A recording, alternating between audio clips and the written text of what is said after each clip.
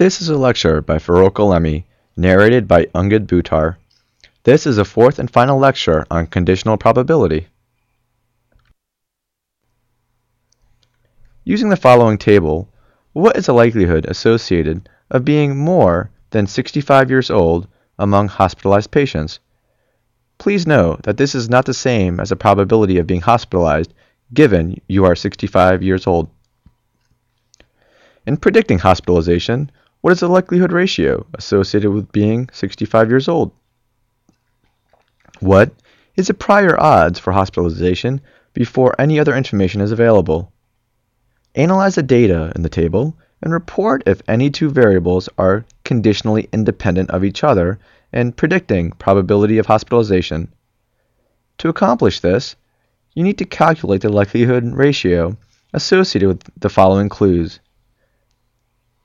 Males greater than 65, insured, being male and greater than 65, being male and insured, being greater than 65 and insured, being male and being greater than 65 and being insured. Then you can see if adding a piece of information changes the likelihood ratio.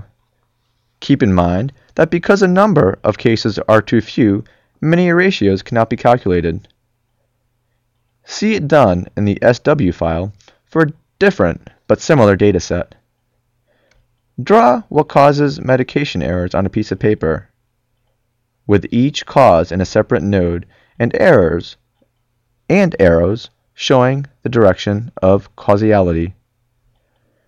In the area provided below, list the causes, their immediate effects until it leads to a medication error. Repeat this until all paths to the medication errors are listed. It would be helpful if you number the paths, analyze the graph you have produced, and list all conditional dependencies inherent in the graph.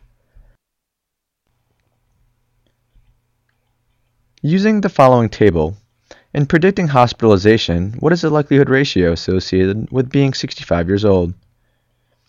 What is the prior odds for hospitalization before any other information is available?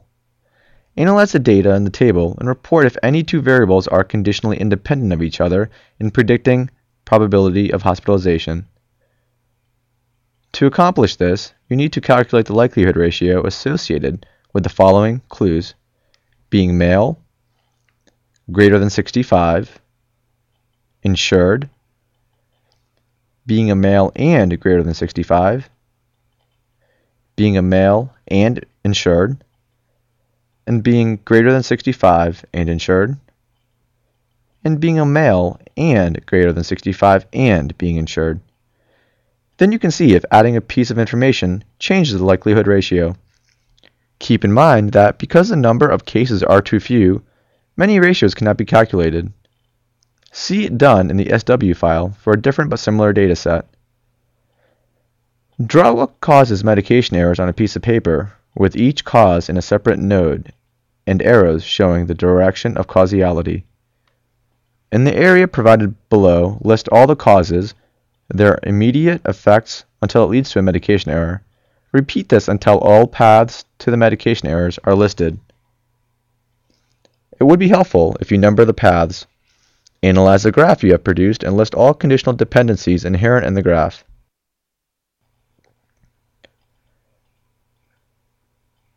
Analyze the data in the table and report if any two variables are conditionally independent for each other in predicting probability of hospitalization.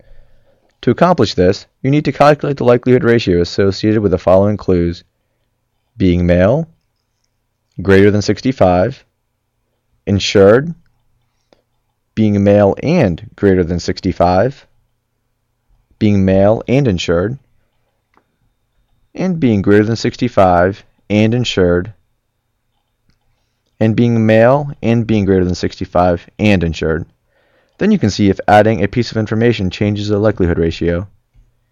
Keep in mind that because a number of cases are too few, many ratios cannot be calculated. See it done in the SW file for a different but similar dataset. Draw what causes, medication errors on a piece of paper, with each cause and a separate node and errors showing the direction of causality. List all causes, their immediate effects, until it leads to a medication error. Analyze the graph you have produced and list all conditional dependencies inherent in the graph. Please use the course website to ask a question and rate this lecture.